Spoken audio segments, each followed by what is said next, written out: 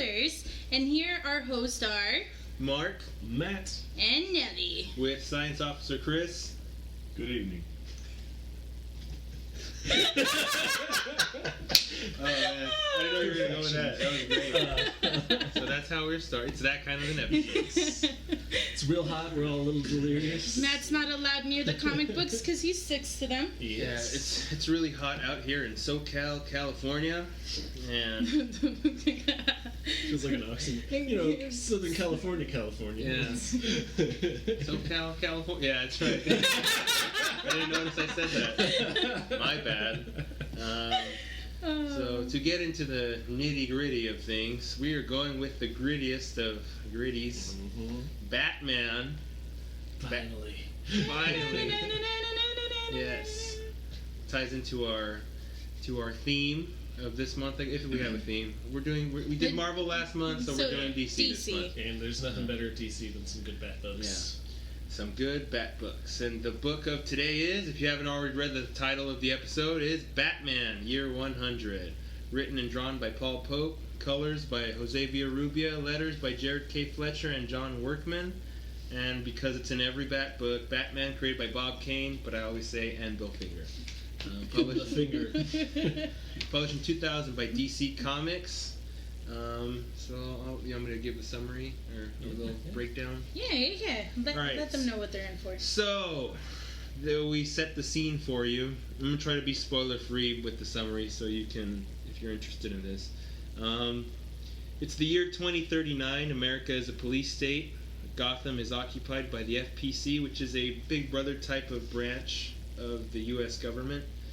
And the Batman is on the run from the FPC at this point. The Batman is an urban myth and should not exist because there are no superheroes, no supervillains. At the same time, there's an investigation for the murder of an FPC agent, and this sets off a chain of events to uncover a government conspiracy and the mystery of the Batman's identity and 100-year-long presence in Gotham City, because this is going by the total history of Batman, starting from 1939, and which I think is brilliant. It really works. So that's the spoiler-free summary. So go read the book and then pause it first, then read the book, then come back. So now we can get into the actual discussion. Everything after this is full of spoilers. Yes, indeed. Gritty, yeah. Yes. I'm so excited to talk about this book. So you want to start us off? Right. Can I just say I tried really hard not to say murder after you said murder? Tried so hard up till that point. Murder most foul. Indeed. I remember seeing the stuff about this book when I was like in high school in Wizard magazine, which makes me feel very old because I'm talking about a print magazine. Yeah, same here. That isn't even published anymore. This came out the year I graduated. Yeah, it was. Yeah. I still have some Wizards. I have all of mine. And I remember they got it at the library because it's like so like artsy. It was one of like the first comic books they got because it was like, no, this is real art and literature. Yeah. The year that I graduated, the graphic novel came out. Yeah. So, can you guess his age? Yes, it was kind of like nothing I'd ever seen in Batman. Because up till that point, I was like, yeah, Jim Lee, Neil Adams, they draw the best Batman. Well, yeah, that's why I was initially kind of like put off by it because the art, it was so radically different from what I'd known. As Batman, and I had like this idea of a Batman aesthetic and stuff. Yeah, it had to be this very certain way, and this guy comes out and I'd love to see him do like a Spider-Man book because people always compare him. I've seen artwork. I shared on Tumblr this morning of this Paul Pope's like doing different artwork for different companies of different characters. Like he did a great Dr. Manhattan that I saw. I've seen that one because it was the variant. But anyway, get back to that. Sorry. Just because a lot of people always compare him to Kirby, and I think in his ideas he's very Kirby, but in his style he always made me think a lot of Ditko. Like people like can be really ugly and really expressive and very heavy. It is Kirby-esque in it being dynamic. Yeah, like, it's very fluid, and it really makes leaps off the page. Have you ever seen the like? There's like a handful of like drawings and maybe I think like 1 or 2 issues of something where Ditko inked Kirby. Mm-hmm. It makes me think of that. Yeah, I could see that. It's very anime-ish with Yeah, like its expressions. He is influenced by like, a lot of like Euro artists and like manga. It has a lot of like the fluidity of manga. It does, and I like that. That very the Crow Matrix-esque opening rooftop chase feels like it's like literally in motion, even though it's still images, and that's super neat. Near impossible. Yeah, thing it's to pull very off in a comic. cinematic. Yeah. What is it? It's I think there's a lot of like I was telling Chris that there's something very expressionistic and stylized about it, and it kind of like bombards the senses. Like there's a lot going on. Like there's a high amount of detail and stuff. Like there's that one scene where he's on the rooftop and he's taking out the phone, and it's very diligent and intricate, not just in like how it's drawn, but how, like the way it like plays out. Like, you believe that thing exists in the world. It reminded me of the everything scene. About it. Yeah, it reminded me of the scene in *Inglourious Bastards*, where Hans Landa is taking out his pipe and then he's dipping the ink. There's something like meticulous about like the way it's presented. How you do this. This is how he does it. Like, On page 32, if anybody's following along. Yeah. 32 panel. What is that? The 532 and 33s, I think. It's just one scene. Oh, there are pages and stuff. Yeah. Which is a nice change of pace because we've been reading floppy books. Well, so that's what I was telling Matt. I was like, we can actually see what page we're on. Yeah, because I like to reference the panel and page and stuff, but like a lot of time I have to count, and then if I lose count, I'm like, yeah. But go on, sorry. I draw comics, and this was like just like blew my mind because I thought up till this point, like, I was a bit of a '90s kid still, like. Oh, Rob Liefeld, Todd McFarlane, Jim Lee, that's how you draw superheroes. And then I saw this, and I was like, you can draw in other ways. And it opened up this whole door for me that led to it's an acquired taste, like, with maturity and stuff. Yeah, and it led to like Jeff Darrow and Frank Quietly and all these different ideas for me. The colors are really pretty on this, even though the colors and the color effects and stuff. Like I like how everything kind of glows. But it's very specific to this and stuff. And it's slightly muted all at the same time. If that makes any sense. I think that what lends to that cinematic feel you were talking about. The colors help with that a lot. Yeah, it has the colors kind of give it this. In terms of like the themes and stuff and the genres you could classify this, like it's obviously like sci-fi and dystopic, even cyberpunk, even some of the stuff. But it has this noir quality because of the and mystery. To it. It's Batman and Blade Runner. Yeah, exactly. Yeah. This is how he would operate. Yeah, it feels like this is more of a sequel. I mean, not to like, to rag on Frank Miller, but I feel like this is a better spiritual sequel to Dark Knight Returns than Dark Knight Strikes Again. That's a thing that I like. We were talking about that's a thing that I like about it, and also a thing that kind of bothers me, because then I can't stop comparing it to Dark Knight Returns. Which is unfortunately to any comic book's detriment, in my opinion. But then at the same time, all those themes are still very relevant, and when this was coming out, Bush was still in office, and he actually left America. Paul Pope, he moved to France because he didn't like the Patriot Act and everything. And I mean, at this time, this is like a year after. I was just reading Super Gods, and around that time period, Super Gods by Grant Morrison, which is our god. Like he discusses in the book that at this time. This is post 9/11, and there's a lot of books like this that kind of have this indictment or this criticism of the Bush era politics and stuff. Like, because the year before this was Marvel Civil War, which is like way more on the nose and with its criticism and stuff. Even within like just like 2 or 3 years of this, you have like OMAC Project at DC, which is all about don't trust the government, they're spying. Spying. Yeah, so it ties into like that whole period of fucking, what is it called, the wiretap era and all that stuff. Definitely. It's very of its age, and you know, it ties to like that quote about you could learn a lot about a society by its art and stuff. I would say that out of all those like books of that era, this one probably manages to feel the least dated. Yeah. It's very underrated too. It is. It's one that not a lot of people think of because I think not everyone knows Paul Pope. Yeah. Although I guess now that's different because Battling Boy was such a huge hit. Mm-hmm. His big monster book. Yeah. But I think also because like us at that point where it was kind of they were kind of turned off by the art. So in 2007, that was when like comic books I always feel like really broke mainstream. That was that was like just after Spider-Man 2. It was right before Spider-Man 3 came out. X-Men 3. All these different movies that like set box office records. Like Iron Man came out a year later. Post Batman Begins, which is what changed everything. Yeah. Exactly. So everyone is finally going. It's all finally mainstream accepted. So everyone's going to comic book shops and they want to see the art that's on their sneaker by Jim Lee in a book, and they can. So they're not going to pick this one up, unfortunately. Yeah. But you should.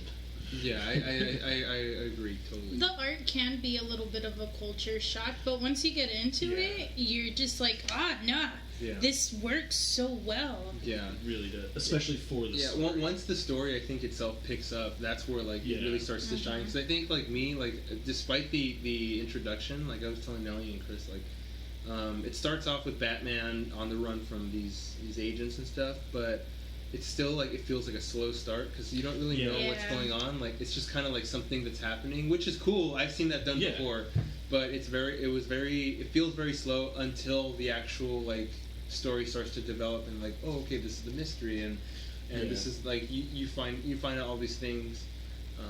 So I can see how someone you're not necessarily put off by the art, but you go in, it can still be enough. If someone gave you the first 5 pages, you'd be like, yeah. And I think that's actually maybe in some ways intentional because it's got a very distinct build. Yeah, it's a very slow build and stuff, and I think you need to have that patience for it to pay off. Because he really does. There's hardly any talking per se in the beginning of the first 5 pages. It's just like Batman kind of running. It's just I would action. say throughout the whole book, there's not minimal dialogue. Yeah, I mean, there's no grandiose passages like say something like an Alan Moore book, and stuff, which I love Alan Moore. It's not like a jab at him, but it's very to the point, and it's like if David Mamet did a book. I can see that. I never thought of it that way. Yeah, like because even the way that it's phonetically written. Is very but like most of the story is visual. It really is because there's some parts where you miss things. Yeah. Like the detail in it is so amazing. Like I love like one thing I forgot to mention, like the lettering, like both so like good. Both in the dialogue and in the actual effects. It stands out more so than most books I think that I've read. Like something about the lettering that I like that it's very it elevates the book more. It does. It's lettering is in inking too, but in this book I guess he does his own stuff. But lettering in this one specifically, like, is sort of like VFX in a movie. Yeah. When it's really bad, you notice it. When it's just like good and serviceable, you don't notice it. When it's amazing, you notice it. Yeah, and here, luckily, it's amazing. Yeah, and I think it's part of the actual like scenery. Like, the book that probably comes closest for letters is like Sandman, because they just like color code or like everyone's worried about the stuff. There's like a shaded and thing. Harley Quinn does a pretty good job about that too. Sorry. Hard. Yeah. I like going into the overall like the themes and stuff. I like ties into the grand history. Yeah. And it elevates it like a mythic like aspect of it. So they're talking about all the different things that are happening.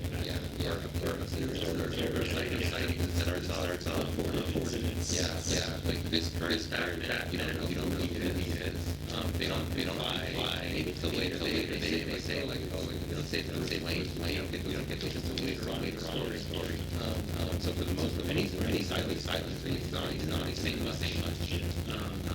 He also has a very distinct take in the notes. He specifically says, before starting Batman 100, I had a lot of time to think about what I wanted to do with both the story and the character. My preference on stories where it's free to creatively design a fictional world, literally from the ground up. And he goes on to describe his detailed boots, the costume itself, the methodology of how he operates. I like how he plans out everything before and sets it up, so that way when he's actually doing it, it seems like she's kind of improvising and stuff. Yeah. Well, I think he actually, because he's this celebrated artiste, he actually got the benefit of. I think they let him draw it in advance, finish it, and then they put it out. Oh, okay. So I think that's what part of why it makes the story feel so complete.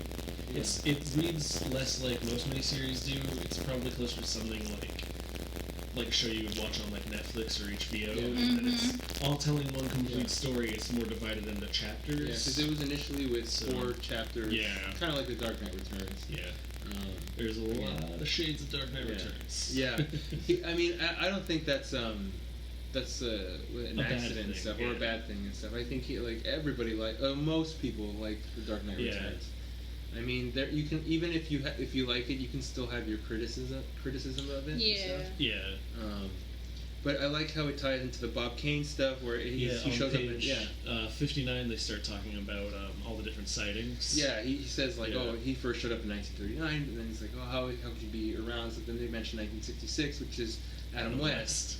And those bubbles. Yeah, and then 1986, which is Dark Knight Returns. Yeah. And they even have yeah, they mentioned he looked bigger, he put on some weight, and they have the junkyard scene where he's fighting with the mutant leader, which I thought was really cool. Make reference to oh yeah, he was caught up in some fire in the junkyard. Yeah. But they have visual aids with everything they're talking to, which is neat. Which I was going to mention when you guys were talking about the coloring and stuff. Mm-hmm. The effects that they use to use certain medias on this comic book is super neat. That was one of the first times I really saw that. They kind of do that in some books, but in here it looks like you're looking at a TV screen. Yeah, or a monitor which is something. Which is much more standard now. Yeah. It has that fuzziness and stuff that a computer or a monitor, like a TV monitor, would have. At least at that time, because it's before HD, so it makes sense because... Yeah. I also just love the way they represent they have hologram screen computers, but I like that it's got wavy lines and it's not perfect, because it's guys, if we had holograms, that would kind of suck. Yeah, I mean... This is only what is he? 2039. This is only 24 years from now. I buy that. Kind of like with Looper. It's the future, but it's not the super far future and stuff. Sure, bikes can hover, but they're still kind of shitty motorcycles. It's 2015 right now. And we're only, according to Blade Runner, 5 years away from LA looking like a neon lit superscape, which is not in the 80s that was logical. That seemed plausible, but here still with seems pretty logical. Which is have you been to the Nokia theater? Yeah, but I worked by there. Marty McFly, Mr. Back to the Future, we passed that date already, and it's coming. I think it's coming in October, right? Oh, that's right. No, it passed already. Oh, okay. The date that they Science Officer Chris. Tumblr did a really good job of telling me. Look up that. This is why you're here. I think it was in 2014 that it passed. No, it's this year. Was it this year or 2014? It's 2015, but I don't know if it. Because he goes 30 years into the future from 1985. People always just they always make edits and stuff. This year. Yeah, so they've been doing Tumblr. Yeah. October 21st, 2015. I told you it was October. Right. I was right. I thought it passed already. But... Never mind. Okay, guys, we gotta get on all those... Scratch. We gotta get on all those Jaws sequels, guys. Point for me. We're not gonna have hoverboards by that time. They already have. They're developing them. And Nike bought the patent to Hyundai's one works. I read an article where a journalist wrote it. It looks weird because it smokes or it has a high. Hey, don't knock on Hyundai's. My beast is Hyundai. No, I just meant they're still refining it. So. Oh, but anyway, that's beside the point right now. Back to Batman. We'll watch Back to the Future later if you tell us in the comments. Yes. suggest us. I think there's a Back to the Future comic maybe somewhere out there. There is. Yeah. Did you mention that whenever they have any of like if they're not showing something from the monitor, it has like binary codes? Oh, it's very Matrixy. Yeah. I like that. Yeah. That's very cool.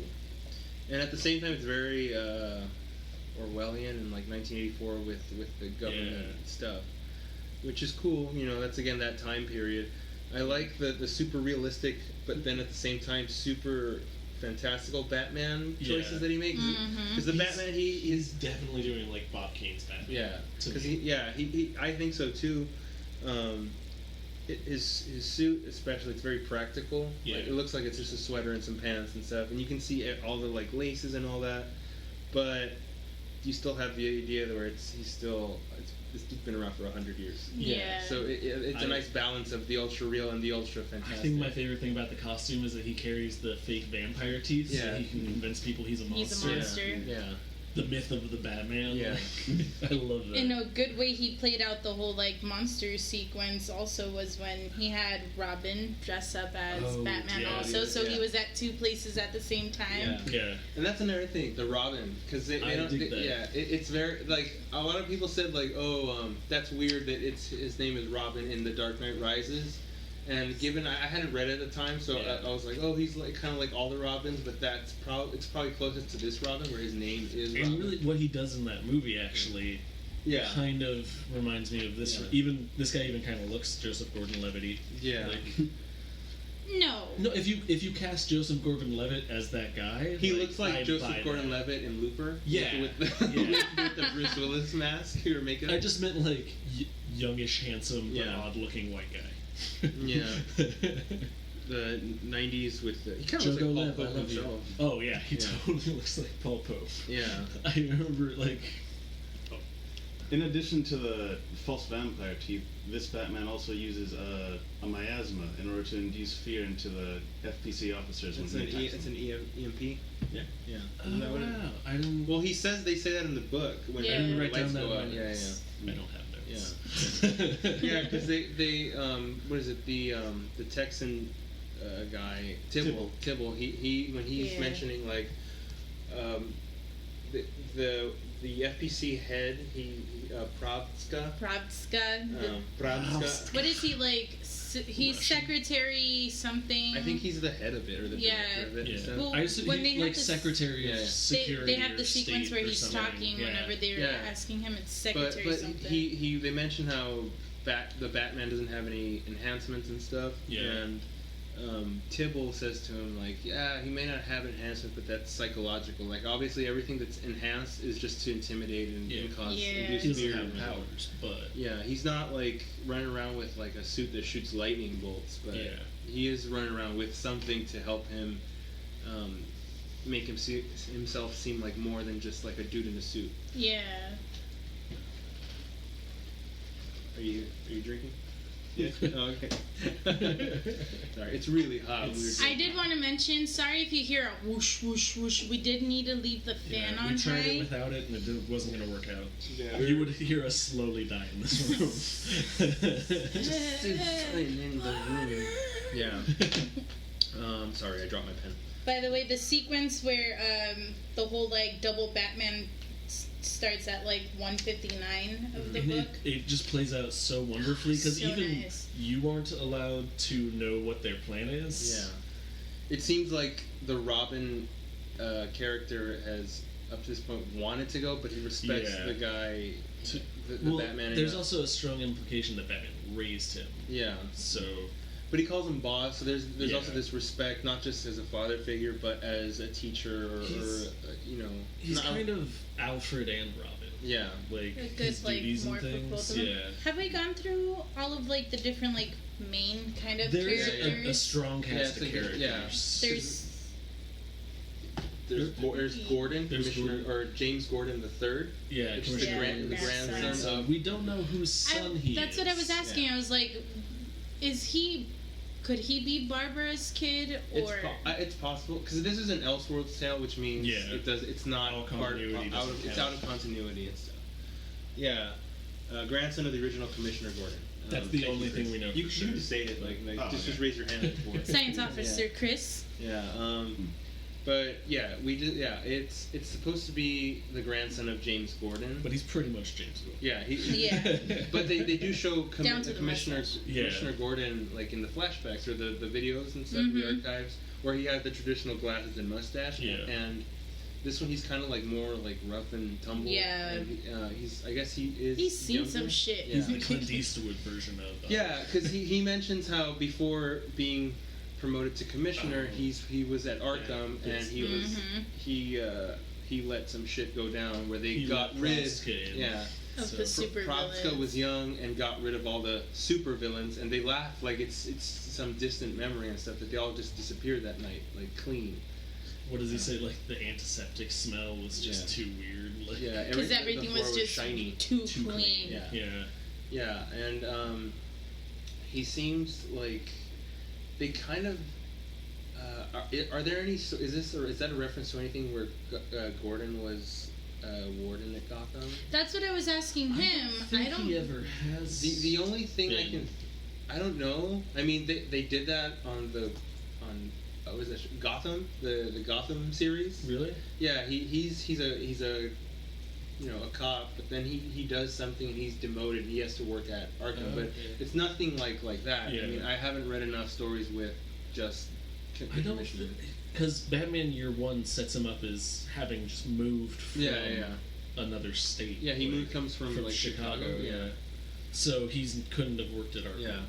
Yeah. But this is still Elseworlds and stuff. So it could be a reference to a pre-crisis thing. I could think pre-crisis era, if you don't know, is before. It counts from 1938 till 1980. When did it? 84. 84 is when Crisis on Infinite Earths. Yeah. And then post-crisis is when it was Batman Year One, Man of Steel, all that, where it's the George Press Wonder Woman. Yeah. One universe, then they brought back the multiverse, and then Hyper Time, and then New 52 era. None of it counts. But then they brought back post-convergence, so there's all these eras and stuff. Luckily, Marvel's finally jumping on the multiversal, multi-timeline bandwagon. Then there's Mercer, which is a telepath that works for the agency. Yeah, he's an asshole. He kind of looks like Grant Morrison. He kind of looks like Lex Luthor too. Yeah. He does, but and doesn't Grant Morrison look like? Charles they Xavier all look too. Similar. Bald white people. Bald tough. But no, like I would cast Grant Morrison as him in the movie, based solely off of his work in those My Chemical Romance videos. He's really good. Yeah. Should we mention that he was like double crossing the FPC? I think that plan. Yeah, that ties into the bigger plan because his commanding officer Pravska. Bless you. Yeah, and Tibble, along with some. Fetish whores or ladies. Sorry, I apologize for the word whores. Some escorts. Some escorts. But I don't know. Some might find that offensive. They were dressed provocatively. Sex workers. Yeah, sex workers. Yeah. That's the correct. There we go. That's the correct term. No shaming here. Yeah, no shaming and stuff. We respect what you're into. Yeah. Mm-hmm. Yeah, and we respect sex workers. Yeah. Not that we're into it, but... Yeah. So, feminism. Yeah. Look it up. Yeah, look up feminism. Just in general. Do your body good. And love yourself. No, but it's them, but it seems like they know what's up, too, when they finally, like, get to that scene and stuff. Yeah. Because it's... Pravska, Mercer, and Tibble and stuff, but Mercer was initiating a coup with Pravska's plans because the whole conspiracy is that they have this chemical weapon. It's a virus. Flesh killer is what they call it. They call it a flesh killer, which is basically it kills every inch of flesh. Like you're left not even dust. You're done. Yeah. So you either use it or auction it off to terrorists. Yeah. If you ever saw that G.I. Joe movie where it's like that, like but not shitty. Yeah, not lame. So. It actually looks dangerous and sounds dangerous. Which again, it ties into the whole like post 9/11 political climate. Did we mention where Batman finds out about the flesh killing stuff? That's such a neat little that he pulls off a this guy has out a of gold a dead tooth. body. Yeah, he. Okay, so we need to go way back. So yeah. Batman, when he's being chased, he gets shot up and he passes out. Apparently, while he was shot up, you learn this later. He goes into this meditative state, which I'm still so cool. It's an awesome sequence, but I don't know. Pages 64 through 68, by the way. Yeah, I wrote that one down. But it's weird for me because they don't give any kind of like background into it. Like they don't set it up. Batman meditates. But I get that. But they mention the name of Ahmbra and stuff, and you don't know what Ahmbra is. And I googled it. Maybe it's like something, but it's just kind of like this thing that they throw in. So I was just kind of like, well, you didn't need to say the name of a certain thing. Yeah. Because then it's a big deal at some point with him and Robin. Like, oh, they wouldn't do that and stuff. So you don't know who or what Ahmbra is. It's kind of like this dangling thread that I was like, well, like, all right. Well, maybe it's just a made-up name for meditation or something. No, but I mean, I don't think Paul Pope would do that, considering like the level of detail that it's I'm true. sure he knows what it is. It's in 10 years, if when we anybody get knows what that is, again, let us know. What the fuck is Ahmbra? I have some Ahmbra. Fuck. Yeah. But I think it was a neat sequence. No, I agree completely. It's just like story-wise, it just didn't make sense to me because of I didn't know what was going on. The way I saw it, it seemed like he was just trying to like recollect what happened, and especially with the blood loss. They did mention he was like a little fuzzy memory. No, I agree, but I agree with that. The things that they do mention, they don't explain. Exactly. Yeah. I don't think you need to overly explain it, because I hate things that are just over explanation and stuff, where it's just exposition for the sake of exposition, so you can get the story. Like I'm fine with it just telling you like, oh, like Ahmbra is my meditation method. If you just said that, like, like that, but there's no mention. That's the only it's just Ahmbra. The sequence itself. It's an awesome sequence. It's beautiful and like it reminds me of like a sort of magical version or a holistic version of say what he would do on the Bat computer in the traditional Batman, where he's going through this agent being shot as if he's watching a video, so he zooms in and he says focus on this part and stuff, which on the regular Bat computer he would be like enhance, 200 times and stuff. Yeah. Did we mention he is not wealthy at this point? From what it seems like, because they don't. He's undercover. Yeah. They don't say it's Bruce Wayne. Like they never say. Yeah, they never say who it is. I think they might say the name Bruce, but not in like he's Bruce Wayne, billionaire. Well, like, Gordon at some point is just like the password to the archives is Bruce Wayne. Bruce Wayne, and then he's like, your secret's safe with me, kind of deal, and he says Bruce, and he doesn't make a comment back to it, but. Yeah, I mean, you could go. It's ambiguous enough where you could say, it's Bruce Wayne, or it's. Or it's just some guy named Bruce Wayne. Yeah, it's Bruce Lee. Like I can see. Or it could be who knows? Maybe in this universe he had a kid. Yeah. Well, yeah. I mean, they passed the legacy on. This is going to be this Robin. Obviously, it could work that way because this is the third Gordon. Obviously, he's the grandson. So there was Gordon 1, and then Gordon's child, which could have gone either way. Barbara or the James other Gordon Jr. Or a mystery child. Dun dun dun. And then finally this James Gordon. So that's 3 generations. Yeah. So Bruce was, Bruce Wayne, our traditional Batman, was around with the first commissioner. So there's at least 2 Batmans. What if it's my favorite? favorite is Robin. Damien? Yeah. Well, he didn't exist. I don't think he existed. So they couldn't be playing. Well, the Danny O'Neill story did though. Well, yeah. That's true. So canonically, he had a son. So yeah. But it could. I like that it's ambiguous enough where it doesn't really. I just like the idea he's just some figure. He's just some figure where he's a monster. Yeah. It's like the Dark Knight trilogy, I think, where it's more of a title and a mantle that someone takes up and stuff.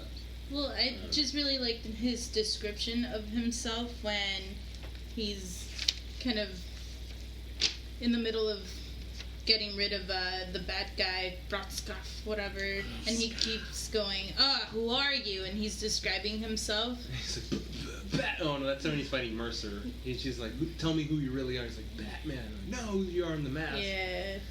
But no, in this sequence, he like goes on to, if you want to read the passages. Should I do my Batman voice? Sure. Me, I'm the shade in your periphery, the thing that goes bump. I'm the nightmares you dreamt and then forgot. I thought you knew. You'll never know. It's just all creepy and cool. I'm fanning myself because that was a hot read. Yeah. That was a hot Batman voice. Thank you. But it was a neat little description. By the way, that's That one is on page 192. Yeah. Is it? Yes. 192. And what is it? Oh, yeah, like it's very he's into the character. It's like there's not enough Bruce, I think, where you can differentiate the two. It's just Batman. And even when they did do him up as Bruce when he's out of his actual costume, he's wearing that robe at all times, so he's kind of like masking himself. Yeah, want to let people in. It kind of reminds me of when he's in that robe. It kind of reminded me of like kind of like the way they depict like religious figures and stuff. Yeah. It's very like Catholic or Christian imagery, I guess. I mean, maybe that's not what Paul Pope intended, but at least for me, I would think he's smart enough to play with that, because it's very iconic, I guess, to see someone in that sense and stuff. And he's very like silent in those parts and stuff. He doesn't speak much, but he does have this like poise about himself when he's like there and stuff. At least I thought that. Yeah, no, it was super neat the way you never really see his face fully, and just kind of, he shrugs a little bit, just kind of, this part doesn't matter, the dialogue does, but he is Batman. That's what he is, and there's no extra person. Yeah, I like the it's very European, I would say, the storytelling, where it's not I wouldn't say it's not linear, but it's very it makes you think a lot. Like you have to really it doesn't answer the questions for you. It lets you decide them. Which is maybe my Americanism is why I'm like, what the fuck is Ahmbra, man? Like, tell me what that is. Like, everything else I got. I think that just throwing you into the story that he does is probably the book's biggest strength, where he's just like, this person does this person does that, this person does that, go. And it does bring up a lot of questions, because there are certain, like... Oh, before that, I gotta finish, like, where we were going with the meditation stuff. Yes. Right. Yeah, because, like, he gets shot up and he goes into the meditation and stuff to find out. He figures it out. He goes into the meditation. He goes, oh, it's here. And he has to go to the medical lab to recover his blood sample and also the tooth USB. Yeah, the tooth. He figures out who it is. He finds the body. And they tell him, oh, they have your blood there. And then he has to, get a detour and stuff. And that's like one of my favorite sequences. It was so well done. So good. It's like the Ahmbra sequence is 60 through 64, but the breaking into the lab was like 75 through 100 something. Yeah, it's a long. It's a long sequence because that includes like the best moments in the series. Yeah, like it's very it's very much like the Matrix. Very cyberpunky and stuff. I just love the way he draws him on the wires when they all come into the room and they're like, "No, we've got you," and he just pulls it and swoop. Yeah, it reminded me of the Michael Keaton Batman, where he kind of just rises with his cape and that's on page 94 and 95. Yeah. Yeah, it's very cool. They can't see it, but we're staring in awe. It's so sequence. good. That badass though. Yeah, that badass. Badass. But yeah, it's very cool, and I think where I was going with that is that's where he just shows how much of a badass he is. Yeah. At the most part. It's just Batmaning so hard. Weren't you trying to get when he meets up with the telepath, though? Yeah, that's like right after that. Yeah. Where he finally gets out. And he's got like some hold onto him because he was just like, yeah, you can't go anywhere, and he's trying to get but his name he's still struggling. Yeah. Batman's so strong. Anybody else that crosses this telepath in the book is like, just like, yes, Gordon sir. did. Gordon was about to start caving in when he got. Batman is just like, no. Yeah. I'm fucking Batman. Yeah, it's like it's evident of his mental discipline, just like in traditional Batman. Like, it's very cool. Yeah. It's very cool, and it's very. You can tell what aspects of Batman Paul Pope really loves. Yeah. Really strongly in this, and I like that. Yeah. Yeah, it's really. It seems like very personal to Paul Pope, like his Batman stuff. This is no his one else Batman. could write this Batman. Like, yeah, there's the freedom because it's an Elseworlds tale. Yeah. And I think I wish they would bring that back. Like, 'cause, I mean, I'm with you. Yeah. Yeah, like I like to see those like. Have you ever read like Speeding Bullets? Like that's my favorite Elseworlds tale. Which one's Speeding Bullets? Speeding Bullets is where this is. I'll get back to Batman Year 100, but Speeding Bullets is where instead of Bruce Wayne being raised as Batman, the ship that houses Clark Kent crashes in Wayne Manor, and he's raised as Bruce Wayne. So it's basically Batman with all of Superman's powers. That's awesome. And it looks pretty cool. I read it like in the 90s, so it has like the traditional Superman pose, but he's wearing like a bat suit, and his bat suit looks kind of like it has the S shield shape, but it's a bat inside it and stuff. He has no mouth either and stuff. Yeah, but anyway. Talking about it's a good thing you brought up Superman. The Superman. There's a little like nod to it. That's such a nice little moment that just kind of lets the book breathe. Yeah. Too. Paul Pope is really good at that. Also, I would say like this breakneck pace can get kind of just like tiring as a reader, and he finds places to let you like take in what you just read. 13. On page 13. There's just a little part where he's right after the chase sequence that starts the book. Where there's a panel all the way at the bottom where you can see they're opening the door into this child's room, and Batman's hiding behind the door, which I missed the first time I saw that page. Very very easy to miss.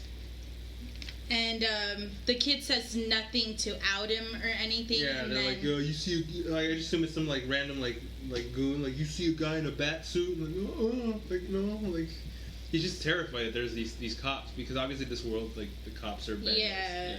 Which are called like wolves and panthers. Yeah, apparently. like each division is referred to by an animal name.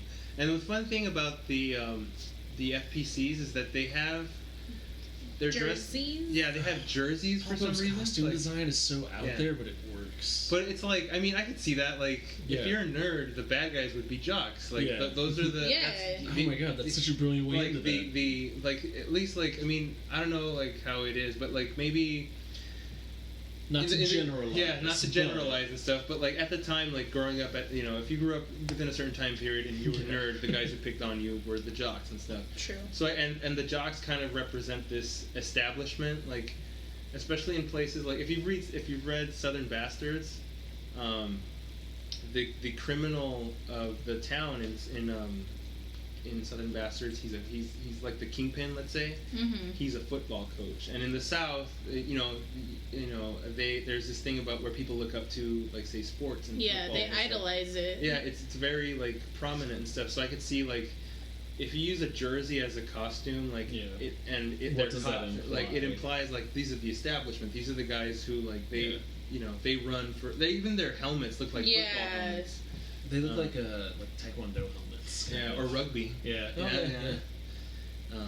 But it was a super sweet, like, neat design for it. Yeah. But going back, there's the kid hands Batman a Superman doll. When Batman tries to say thank you, he just hands it to him like, "This is all. I believe in you."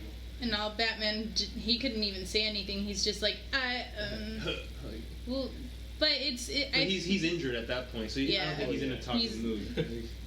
But it was kind of like we're all dying in here. That little moment where he's like, I believe in superheroes.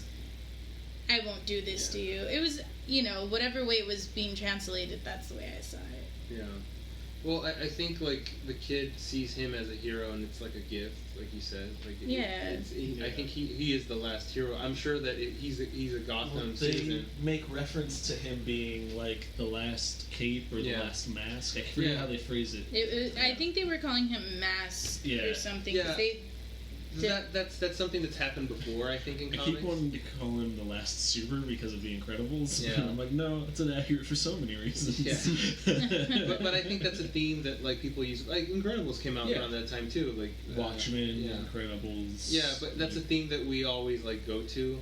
I think in comics where like where do they stand with the government and stuff. And this seems like post Watchmen, post Dark Knight Returns, like I said, and stuff. If they did shut them down and everyone complied, but Batman, how do you exist in the world today? Yeah.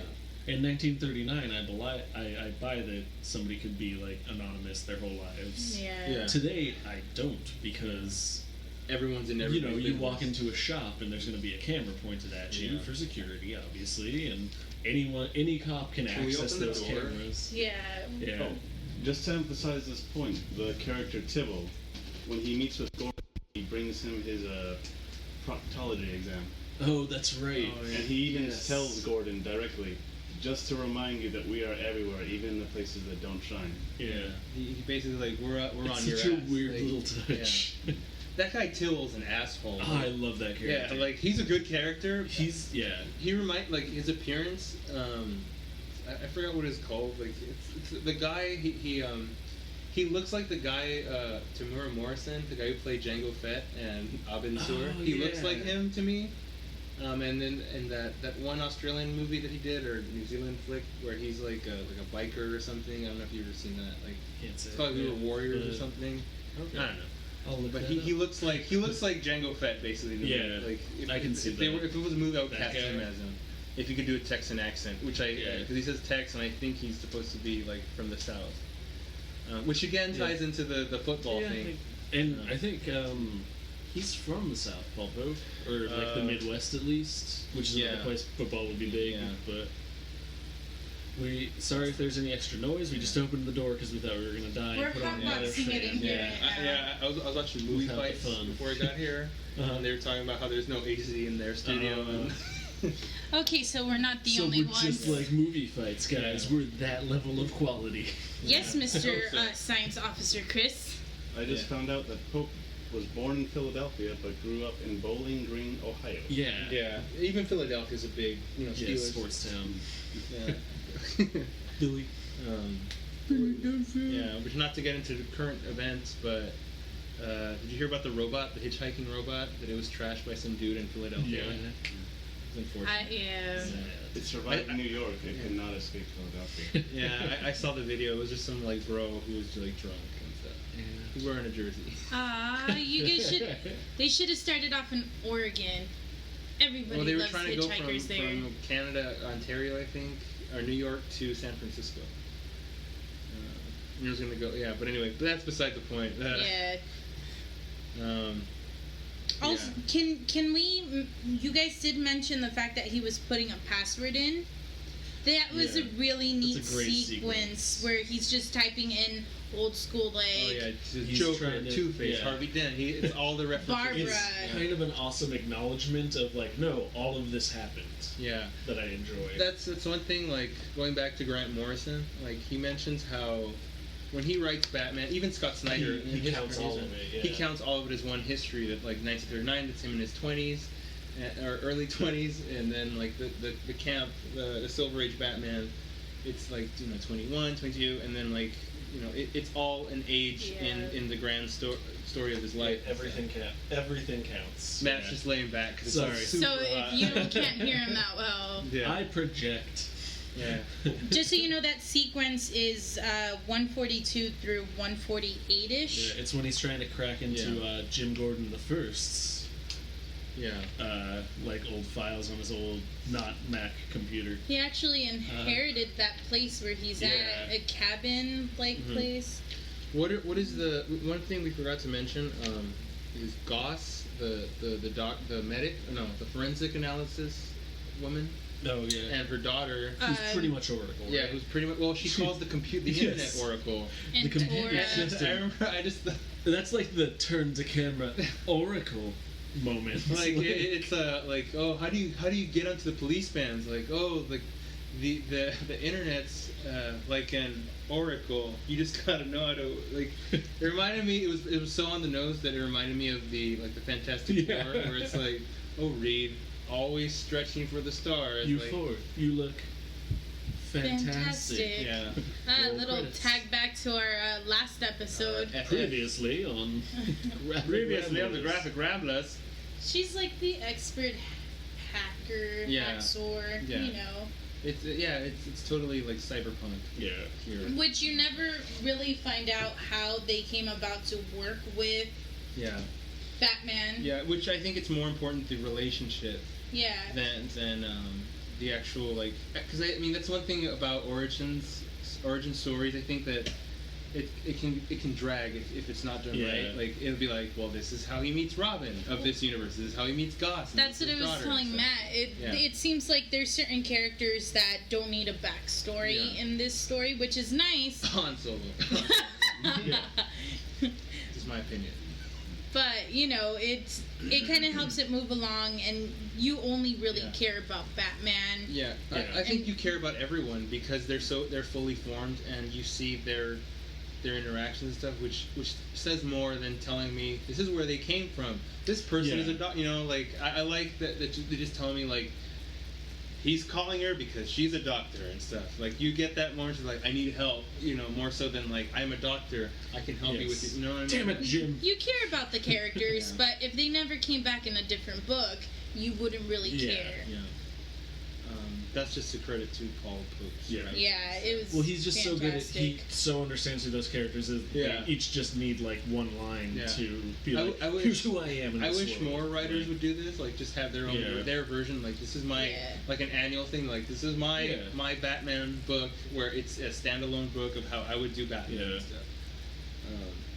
Well, it also is if DC's willing to actually do that, because I'm sure everybody has a Batman story they want to put. That's why I think like I don't know if it will ever happen, but it's cool. It would be a cool idea just to see everybody's take and stuff. Like, have you ever seen the Max Landis video of Death and Return of Superman? No. Oh, I'll show it to you after. Nice. But it's really good. But he there's another video he does where he talks about his pitch for because he was approached to do a New 52 version of the Death and Return of Superman, and he couldn't do it within the confines of the New 52 universe. So he gave his pitch about like what he would do and stuff, and it's really cool. It's really good. It's like we'll put a link on YouTube. Yeah, we'll post a link to both those things and stuff because like Matt and Nellii haven't seen it, so it's gonna be awesome showing it because I love showing people those videos. Let me write that down for later because we're doing this live. Do you have any facts, Mr. Officer, Science Officer Chris? At the moment, the only thing that comes to mind is that Batman Year 100 won two Eisner Awards in 2007. And very well earned because it was Best Writer Artist, and I think Paul Pope is one of the few people who does his best work with himself. Yes. Yeah, I mean, like, the colors, though. Yeah. The colors. Damn colors. No, yeah, definitely. I think, like... Even this cover, like that's amazing. Like, that's... To me, like, what coloring looks like now, like, when you look at, like, a good example of someone who clearly, like, looked at this book, I think, without necessarily looking anything like this book in terms of colors, would be like Hawkeye at Marvel. Oh, David Aja. Like, we're picking very specific color palettes. Yes. We're going to do what some people... what somebody described of like Dave Stewart's colors, where they're like, we're going to color it wrong. Like... Yeah. Watchmen has a good color palette. Like, it's very distinct. Like, there's, you know, the colors they choose are very... intentional. Yeah, it's Blade Runner. Like it's like if they just took like was it Blade Runner and said like that's what I want the book to look like. Yeah. It has its own style. Like it's very stylized. It can only exist in this book. It's one voice, and that's what it is.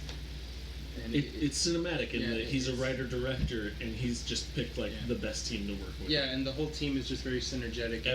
Everyone understands fully the vision they're shooting for. I agree. So, I agree do we think this might be a wrap for Batman Year 100? I think so. What is the verdict? I want to... Okay, you guys go ahead first. What do you think?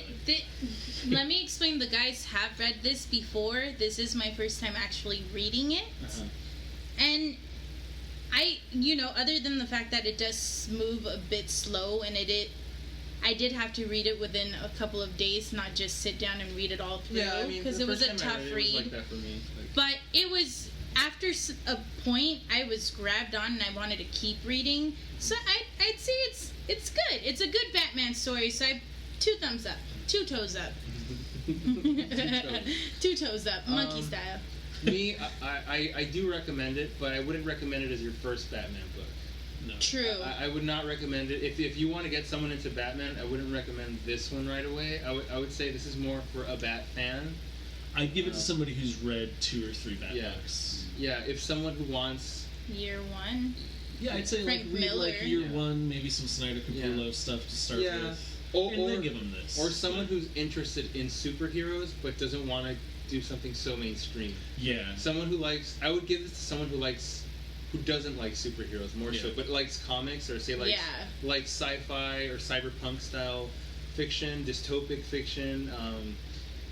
I wouldn't give it to someone who wants to get into superhero comics right away. Yeah. So someone who's likes the genres that it falls under. Yeah, I would give that to them. Yeah. But yeah, and I wouldn't give it to a kid. No. It's not a child, not because it's violent or gratuitous. And they just wouldn't. It's very dense. They'd probably just look at the pictures and think it's real pretty. Yeah. Give up on reading. Yeah. I wouldn't give. It's like I said, going back to like it's David Mamet, who's a playwright. If you don't know, theater and stuff, he's very curt with his dialogue and stuff. So and it's very like direct and stuff. It's minimalist with its style, but it's very what they say and the things they do. Like every overall, single thing makes an impact and it always counts. Everything is intentional. It's like it's like Blade Runner, dude. If Batman was a replicant in Blade Runner. Yeah. If Batman was played by Harrison Ford in Blade Runner, which is another. It's like that's my dream movie. You mean? Stay tuned for our next podcast, Fancasts, where we take movies and recast them with our favorite or not favorite actors. But if you're interested into that, just let us know. Yeah. We'll do that in the future.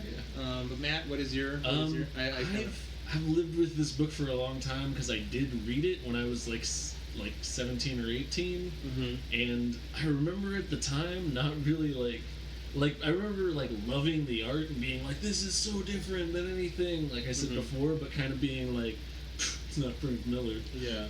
Or Jim Lee. Yeah, initially I was like that too. Like, I was kind of put off by the art. Like I just was very like, oh, it's super, like I felt like it was repetitive, but now like reading it, and this is the 3rd time I've read it now, and I gotta say it's not repetitive really at all. It hits on similar themes, but it stands so much on its own, and I love it so much. Like I went in going to read it this time, like I remember hating it. I'm gonna hate it. Yeah, I remember. And I was like, oh my god, I love it so much. Yeah, when we initially discussed it. That's one of the reasons we actually picked it up, because I've never read it. We were all polarized on it. Yeah, and one or the other. Mark liked it. I liked it because at that point I had read it twice.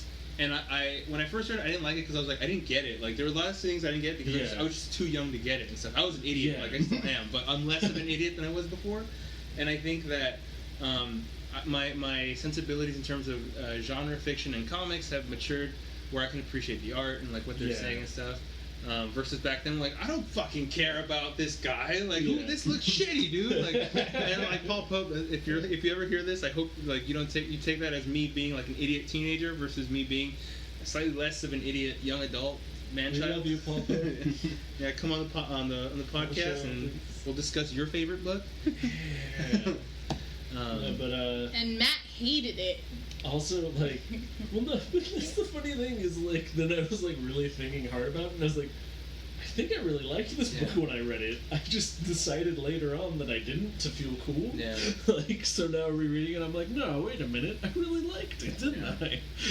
Yeah, I still do. Yeah, it can be polarizing. I can see why someone might not be able to like it at first. No, I mean, I read when I was doing the side research and stuff to see if to get a better understanding of it. Like, it's very like controversial in the sense that people are divided on it. Like, people either love it or they hate it. But I think that's good. That's a good story. Because I'd rather see something polarizing than something just.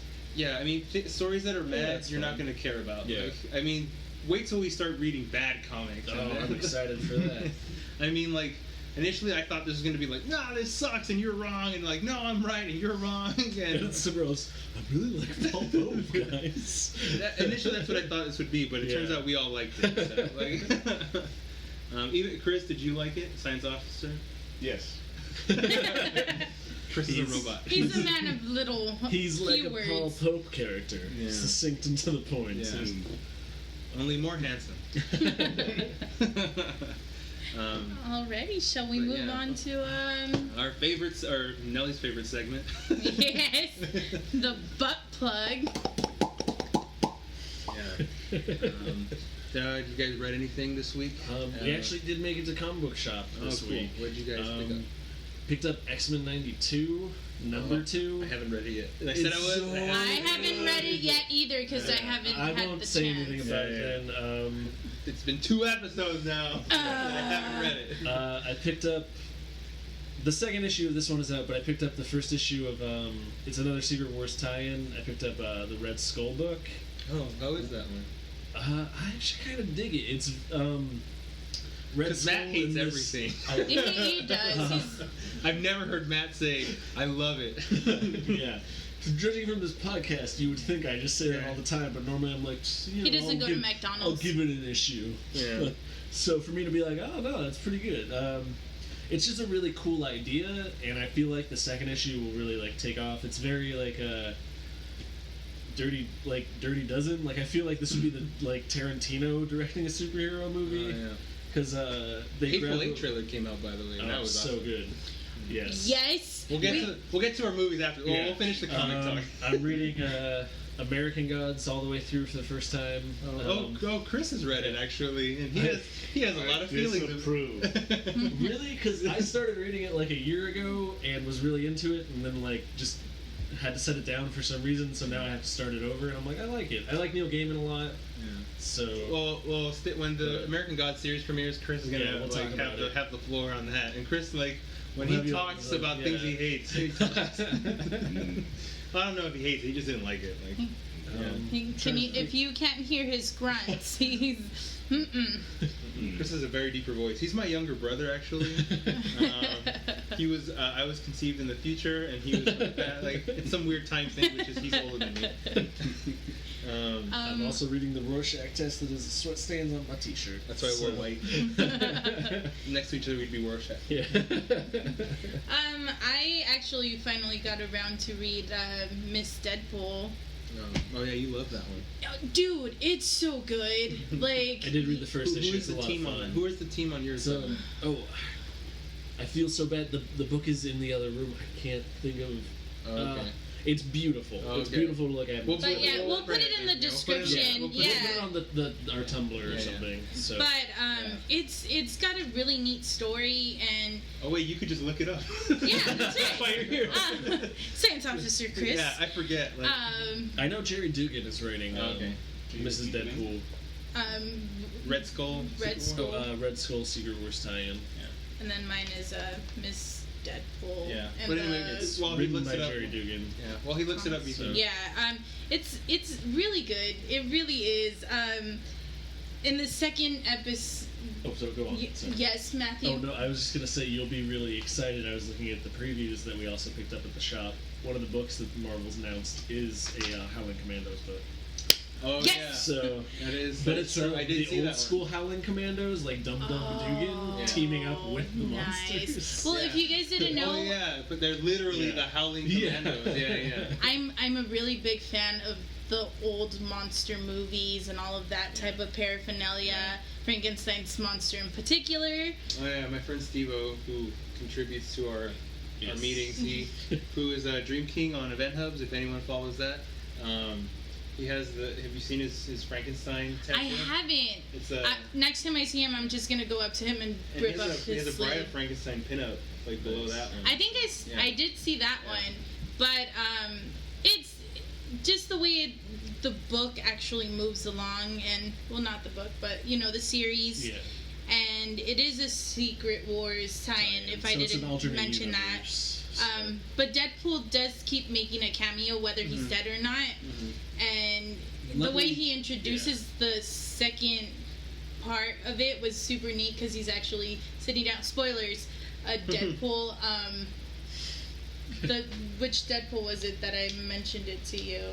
Not Deadpool, Daredevil. He's reading Daredevil. He's reading the Brian Bendis. Yeah, he's sitting on this throne-like thing, and he's reading, and he's like, man, this book is really good. Yeah, and then he throws it back, and he picks up his book. He's like, so where we left off. But it's... Luckily, Jerry Dugan really gets Deadpool. He writes the main title, too, with Brian Posehn. So. It's super interesting so far, and I did get the third one this time around, and so... I may or may not end up doing a review on it. I think you should. Yeah, you should. Yeah. And other than that, I did pick up a new Secret Wars. And Kitty Pryde. We went and got that because it's supposed to be amazing. Yeah, it's so Disney looking. Who's writing that one? Science Officer Chris. Just look up Secret Wars tie-ins. At this point. Yeah. We'll post a link to... We'll post the credits and all that. Yeah.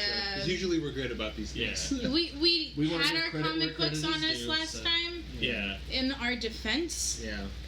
But how about you? Mr. Mark? If you follow the Graphic Ramblers on Instagram, I posted my poll for that week and stuff, or this week, that week that we recorded this. Secret Wars number 5 came out, which I haven't read yet. I didn't read any of my books. I just got them because I was doing research for Batman Year 100 and stuff. Because I like to be in depth about it and stuff. Yeah. I picked up Lando number 2, and Lando, which I have not, 2 episodes already, I've not shut up about Lando. It looks really good. Yeah. A-Force, I love A-Force. That's was it Marguerite Bennett and I think G. Willow Wilson writing. Is it Olivier Coipel? I don't have Olivier Coipel. However he says, love you. He did the covers. Does he do the interiors? Or? I don't remember. Okay. I think the one I got was I can't tell from the picture because I don't have my books on me. I have Grant Morrison's 18 Days, which is that one's cool. Descender, Jeff Lemire and Dustin Nguyen, that one's cool. Phonogram, the Immaterial Girl, which is from Kieran Gillen and Jamie McKelvey, who did Wicked and Divine, which is an amazing series.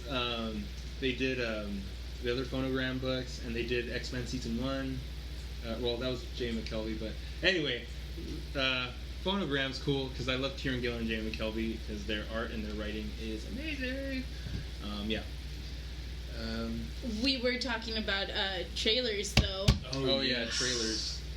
We accidentally ended up clicking on one that was not that movie, and we watched the whole trailer. Like a Tarantino thing. And we're just like, Hateful Eight? Huh? Yeah, but when we typed in Hateful Eight, it brought up something else. Like, it must... Sometimes pages take a second to load, so we might have, clicked it. It was like but some... I thought we clicked an ad or Civil something. War It looked movie. really good. Oh. Couldn't tell you what it's called. Because Matt had mentioned it was like a Western type of movie. Oh.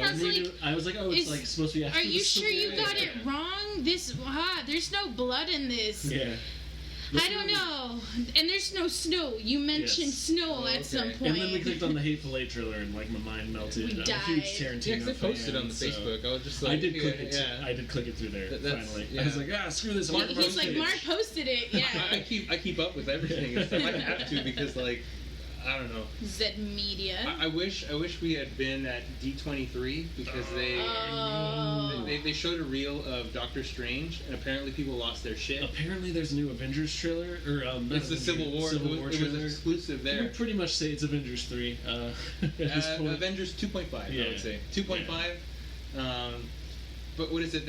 I read the description of it, and it sounded amazing. No Spider-Man in the description, apparently. I'm sure they're saving that for the movie. But apparently, it starts off with Captain America fighting Crossbones, and I saw the photos. Yeah, I saw the photos. I didn't want to see the photos, but I saw them anyway. And they find the Winter Soldier, and then that's when shit goes to hell because Bucky is there. and Iron Man, and then like that's when the line is drawn and stuff, and Ant-Man kind of lightens up the mood. Like he sees Captain America, like, oh, you're Captain America, and then he sees Scarlet Witch, like, and you're great too, and then like he sees everyone else like, you know what, you're all good heroes. Aw, he had his little fangirl moment. And like I was like, oh, that sounds awesome. Like, I still haven't seen Ant-Man. It's really good. Ant-Man is so good. It's a lot of fun. Yeah. It really is. You could take your siblings or your children to watch that movie and they'll enjoy it. That instead of Fan4Stick. Fan4Stick. We still haven't watched that. We'll talk some more about that later. Yeah, but by the time you see it, can I use this as a segue? Yes. Well, actually, we have some things to plug. Over on YouTube, if you check us out there, we are starting to put more content there, and we will be having our fantastic Fan4Stick Fantastic Four review on just any movie of Fantastic Four. The movies, the cartoons, just any type of media other than comic book and books in general. I'm excited for that one. Yeah. And we're just gonna keep doing more content of that type, and maybe even like little tiny videos about us fangirling over any type of commercial or something. Just more stuff. Yeah. So if you get tired and you're like, I haven't heard from these guys in a while, we're over on YouTube. Yeah, because in our off weeks we'll have our podcast one week, and then followed by videos the next week. Yeah, so you'll have at least something every week. We'll always be putting something out. We're still, Which on YouTube we are Graphic Ramblers, at Graphic Ramblers. Yeah, and if you're more inclined to the rattin' and the reading, you can follow us at the Graphic Ramblog on Tumblr. Just go to Tumblr, Graphic Ramblers, you'll find us there. We post reviews, we post supplemental companion pieces to our podcasts. Science Officer Chris with his Science Officer Facts. You'll find them all there. And if you're enjoying all of the extra content we're starting to come out with, we want to be able to make even more. So be able to check. So just head on over to our Patreon, check it out, donate. We got our stickers all designed. We'll be posting that up probably on Instagram and Tumblr and everything, so you can see what you'd be getting for just $1. Even if you stop after 1 month, just $1, we'll still send you a sticker. We love you. And even if if you decide to stick around for a while donating $1, that'd be awesome too. Yeah. And just if that money will go to getting more production value for you guys. Cameras that we can read and review. If you guys are recommending stuff but we don't own it, we have to go get it. Maybe better speaker setup, because it might not be the best of quality right now. Also, is that it for our plugging of our social media? Also, just follow us on everything as at Graphic Ramblers. We're on Twitter, Tumblr, Instagram, YouTube, Facebook, Friendster, Automatic, Tenor, SoundCloud. Yes, SoundCloud. If you want some audio only goodness, if you're watching us on YouTube, we'll be getting a grinder soon, along with our Tinder. But yeah, that's our social media presence. I'd like to give a shout out to Atomafox, who did our awesome intro song. If you heard it, it's so we badass. Have one after thanks first to episode, the lovely ladies of Atomafox. They let us use their song Gotham City Sirens, which you can find on Spotify. We'll post which you need to hear all the way through. So good. Because it's so good. Follow them on Facebook and Instagram. I think they have a Twitter. I'm not sure. I know them. I'll ask them, and we'll put the links and stuff. Just go on any website and put, ads. Yeah, just Google Atomafox. You'll find all their things. And to our photographer, Carlita Jones, you can find her on Instagram at Carlita Jones. Awesome photographer, good friend of the Ramblerinos. Yes, she is the one that did our whole photo shoot. Yes. If you've been enjoying the photos that we posted, like my Thor photo, I know I look good. Thor Broden so good. And there is plenty of more photos we haven't put up. We're slowly putting them up. Yeah. Which Mark has also done a really good job photoshopping some of them. Yes, I've been photoshopping. Most of the photos that you see are out there. They were done by the Graphic Rambler team. Yeah. So yeah, all of everything we do is Creator owned. Yeah, pretty much. Matt does most of the drawings. Episode art. Yeah. You know, it's...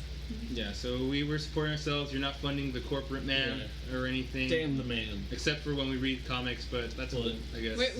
You know. Also, I'd like to let people know that we'll be at Long Beach Con. September 12th. Wait, will this be out by then? Will this be out by then? September, because this will be out on September 2nd. We're recording this one in advance, so we can make sure to get you your podcast to get this. September 12th and 13th, we'll be at Long Beach Con. If you want free stickers, just come up to us. And you have to whisper my most favorite word ever, buttholes. If you didn't hear that, it's butt, B-U-T-T, holes. H-O-L-E-S. Buttholes. And if you yell it at us, you get 2 stickers. From across the room, I'm down. We'll make it rain stickers. I make it rain on my girl. Yeah. We can't see us, but we made it rain. Yeah. Matt did it, but like white. So he claps. I'm trying to make the sound. We aren't visual yet, you can hear the sliding. Like that one picture that I'm sure we will have put up by then. We'll use that for the Long Beach Con photo and stuff.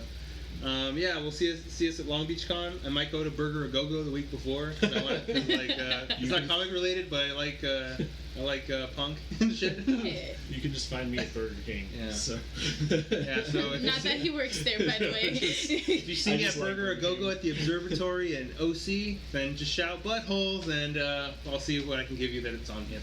A pen, piece of tissue. Here you go. Have my snot. Signed photo. We can discuss Riot Girl music and all that. Because I love music. Nice. All right, and I believe that's it. We're the Graphic Ramblers! Signing off. Will the Graphic Ramblers escape the heat wave? How much does Science Officer Chris hate American gods? A lot. There you have it. Signing off for the Graphic Ramblers.